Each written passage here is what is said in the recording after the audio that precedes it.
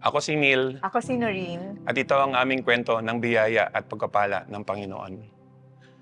Dati akong OFW for 16 years. Tapos dumating yung pandemic. Nag-stop na akong sumampa ng barko. At nag-isip ako at nanalangin, ano ba yung mga plano pa ng Panginoon para sa akin. Dumating nga yung 2022 at nagkaroon ng halalan bilang konsehal. So inisip ko na dati na naman akong leader ng kabataan, sumubok muli ako na tumakbo bilang konsehal ng aming bayan. Nanalangin ako kasama ng aking may bahay na kung ano man yung kaloob ng Panginoon ay tatanggapin namin. During campaign, naging maganda yung pagtanggap ng mga tao. Naging mainit ang pagyakap nila sa akin. Maging sa mga survey ay mataas ang aking naging rating. Ngunit nung dumating na ang resulta ng halalan ay medyo hindi maganda ang kinalabasan.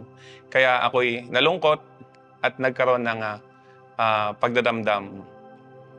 Actually, ako bilang partner niya. Kasi mula't mula, he was very supportive sa akin, dun sa aking career. And during this time ng election, it was my time to support. And nalungkot ako lalo kasi maaga pa sinasabihan ako maghanda na raw kami ng yung mga paputok. Kasi ganun siya naging popular.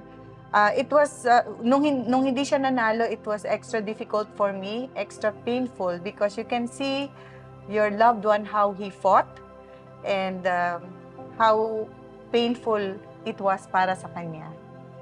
But then, After nung election na nakausap ko yung pastor namin, si Pastor Gat, sabi nga niya sa akin, maaaring handa na ako sa paglilingkod, ngunit baka hindi pa handa ang tao para paglingkuran ko, o handa ang tao na paglingkuran ko, baka naman hindi ako handa na maglingkod para sa tao.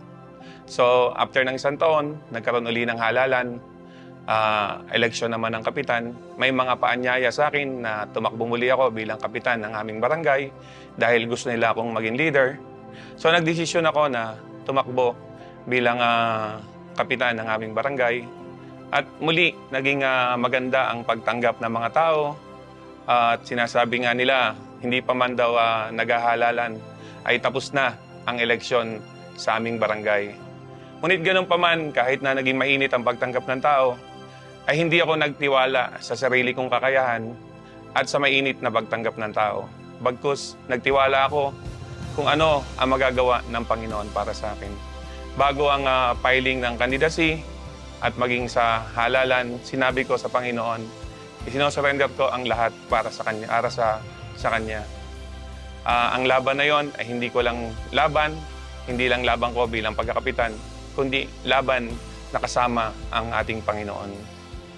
yung pagkatalo niya kasi nung maging konsehal siya, somehow nagkaroon din ako ng doubt na even if we know na si God is always there for us, the night before, may takot. Ito mas maliit and mas maganda yung response ng tao. Pero, Lord, ibibigay mo ba? But that very night before the election, there was only 1 or 2 words na binigay sa akin ng Panginoon. Double for your trouble.